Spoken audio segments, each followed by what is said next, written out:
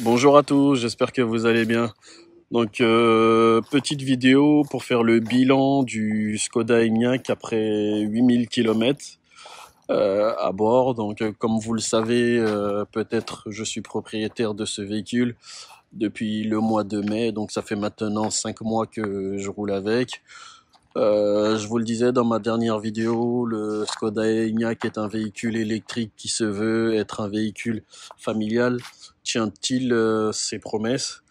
On va voir ça tout au long de cette vidéo. Donc, on va déjà faire un tour de l'extérieur. Déjà, le bon point de ce véhicule, c'est son look qui est assez cool. Donc, le véhicule est assez bien dessiné, bien proportionné, avec de belles jantes. Et donc, moi, j'ai pris l'option des jantes 21 pouces. Certaines personnes en commentaire de la dernière vidéo disaient que ils regrettaient cette option, vu que c'est une option qui est purement décorative. Je vais vous dire, pour être honnête avec vous, j'ai eu un doute, j'ai commencé à avoir un doute de mon choix de ces jantes lorsque j'ai crevé et j'ai vu le prix du pneu qui était assez cher. C'est vrai que les jantes en 21 pouces lui donnent un certain look. Après, moi j'aime bien. J'ai eu un doute, c'est vrai, mais j'aime bien, je regrette pas.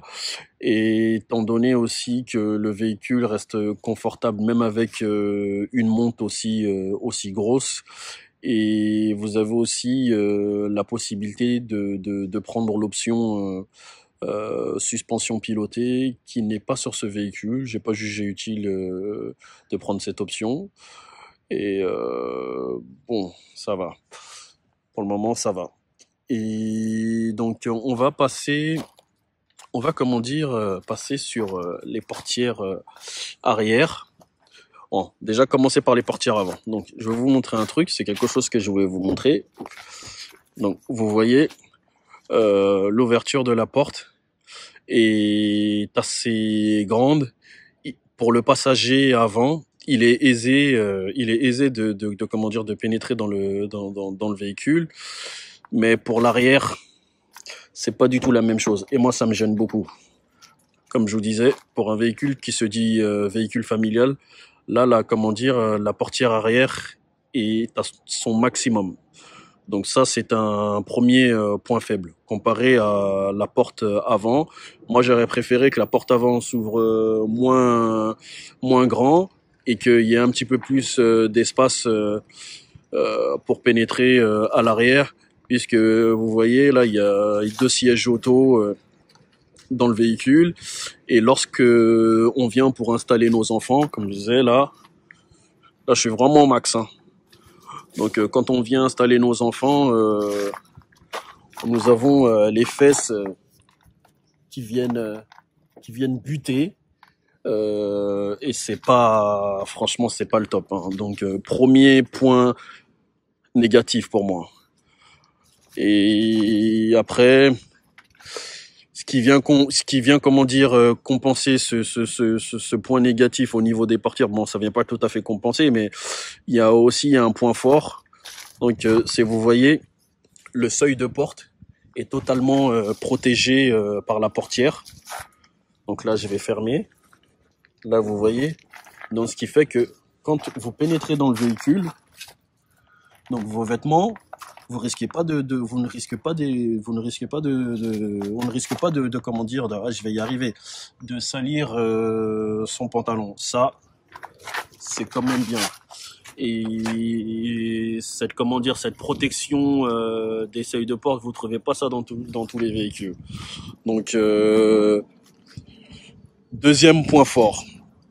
Donc, c'était le deuxième point fort.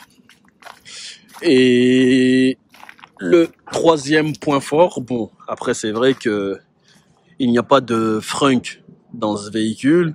Donc, on va compter ça comme un point négatif. Je sais pas pourquoi Volkswagen a fait le choix de pas mettre de frunk dans leur véhicule. comme Tesla ou comme les autres véhicules, mais le coffre, pour moi, est totalement suffisant. Donc, je vous rappelle que c'est un coffre de 585 litres avec un double fond. Lorsque je suis parti en vacances, j'ai pu mettre 6 ou 7 bagages, je me souviens plus, dont 5 valises, je crois. Oui, il y avait 5 valises et 7 bagages dans le coffre. Et pour gagner un petit peu plus d'espace, ce que j'ai fait, c'est que j'ai enlevé la plage arrière et je me suis retrouvé avec un fond totalement plat. Donc, premier point fort. Deuxième point fort, c'est que le véhicule, vous avez, lorsque je vais faire les courses, par moment j'ai les mains chargées et vous avez la possibilité d'ouvrir et de fermer le coffre avec votre pied. Ça c'est classe, hein. Je vous montre ça. Donc je passe le... Ah, je recommence. Donc voilà. Donc le coffre s'ouvre avec le pied. Ça, c'est un point fort. Autre point fort, c'est la boule d'attelage. Donc boule d'attelage, vous avez juste appuyé sur ce bouton et vous avez le crochet d'attelage qui sort directement. Donc ça, c'est aussi un point fort. Mais bon, il n'est pas du tout motorisé. Il est juste déverrouillable électriquement et verrouillable électriquement. C'est tout. Sinon, c'est totalement mécanique. Voilà. Donc, autre point. Voilà. Donc, c'était un autre point fort de ce véhicule. Maintenant, je vais vous parler des poignées de porte. Donc, sur ce véhicule, j'ai en option la possibilité de le verrouiller et le déverrouiller depuis n'importe quelle porte. Donc, en appuyant ici, vous voyez que là, je viens de fermer mon véhicule. En mettant ma main dessus, pareil, j'ai la possibilité de le verrouiller depuis n'importe quelle portière. Et ça, je peux vous dire que c'est une option qui est assez cool. Dans mes précédents véhicules, je pouvais juste verrouiller mon véhicule et le déverrouiller depuis les portes avant. Et sur ce véhicule, vous pouvez le déverrouiller et le déverrouiller sur les quatre portes, sur les 4 portières. Et ça, c'est quand même un bon point. Ok, on va parler maintenant de l'intérieur. L'intérieur, moi, j'ai rien à dire. On vous propose plusieurs types de matériaux. Donc moi, en configurant mon véhicule, au début, j'étais parti sur un intérieur en Alcantara. Puis par la suite, j'ai fait une deuxième configuration.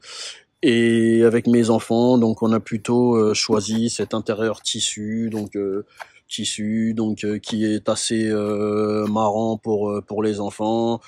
Ils ont trouvé ça assez beau avec du tissu sur la planche de bord. Ça c'est quand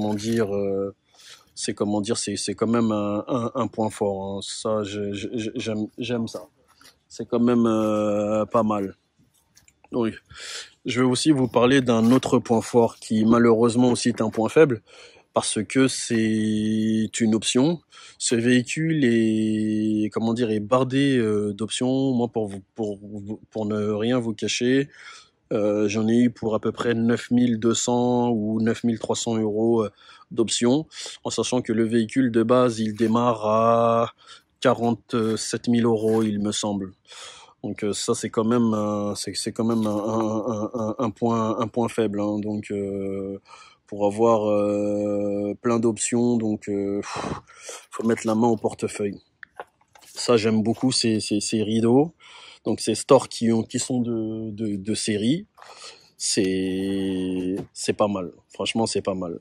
Sur mes précédents véhicules, notamment sur la BMW, je devais mettre une espèce de chaussette comment dire, que vous connaissez tous, qui me servait de store, et c'est pas vraiment très esthétique, et ça prenait beaucoup les bêtes quand on prenait l'autoroute. Autre point fort, vous avez la possibilité de commander les sièges chauffants et la climatisation depuis l'arrière. Donc ça, je peux vous dire que c'est quelque chose d'assez bien. Donc siège chauffant pour les passagers arrière et contrôle de la climatisation aussi pour les passagers arrière. Ça, c'est vraiment pas mal. Donc mon fils aime ça, donc parce que bon bah il a souvent chaud, ou lorsque nous avons chaud, lui il a froid, donc là il n'y a pas à se prendre la tête, il est à l'arrière, il peut enclencher la clim. Donc ça nous a beaucoup servi cet été. Donc il a le contrôle de la troisième zone.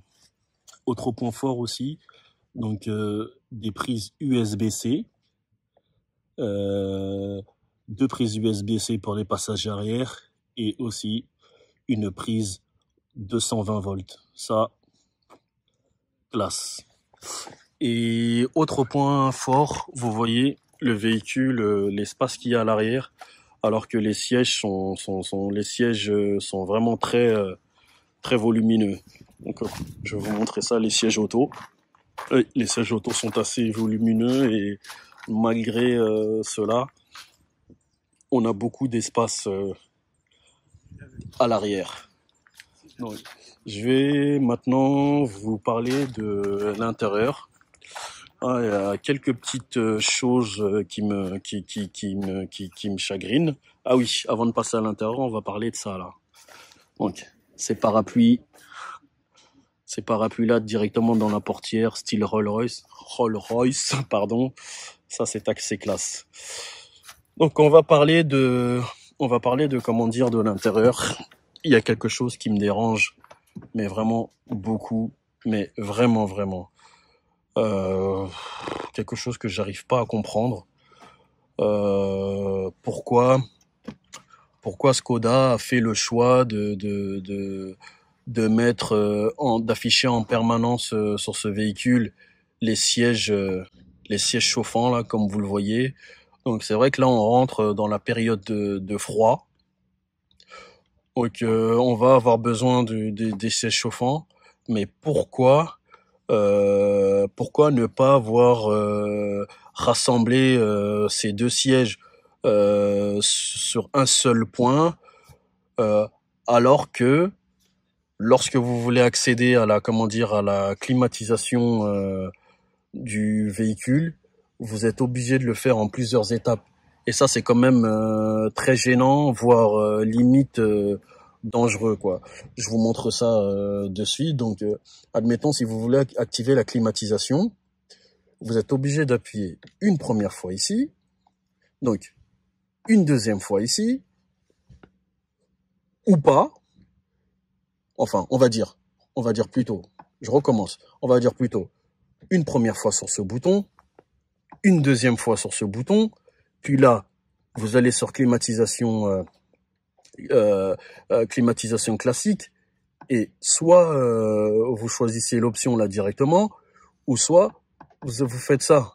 Franchement, c'est quand même assez dangereux.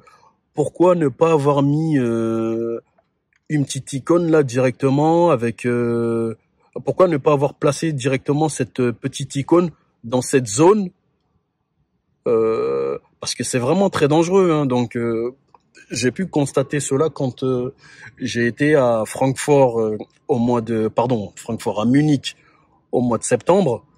J'étais sur l'autoroute et j'ai voulu mettre un petit peu plus la climatisation. Je me suis retrouvé à appuyer sur ce bouton-là, puis me retrouver sur ce bouton et appuyer là, rouler à 120 km/h sur l'autoroute. Cette option, s'il vous plaît, Volkswagen, parce que je sais très bien que le menu de Skoda est un copier-coller des ID.4 et des ID.3. S'il vous plaît, Volkswagen, veuillez, s'il vous plaît, déplacer cette icône et la mettre ici. Ou sinon, nous laisser le choix de faire notre propre configuration ici. Moi, si ça dépendait de moi, j'aurais rassemblé ces deux icônes de siège auto en une seule fois et j'aurais créé un petit espace avec la ventilation. Parce que c'est vraiment très dangereux, hein, je vous promets. Hein. Donc, bon, ben, pour moi, c'est vraiment le gros point négatif de ce véhicule et qui peut être corrigé via une mise à jour. Donc, c'était la première vidéo, des points forts et des points faibles. Il y aura très bientôt une deuxième vidéo qui viendra compléter celle-ci. Je vous dis à très bientôt. Ciao.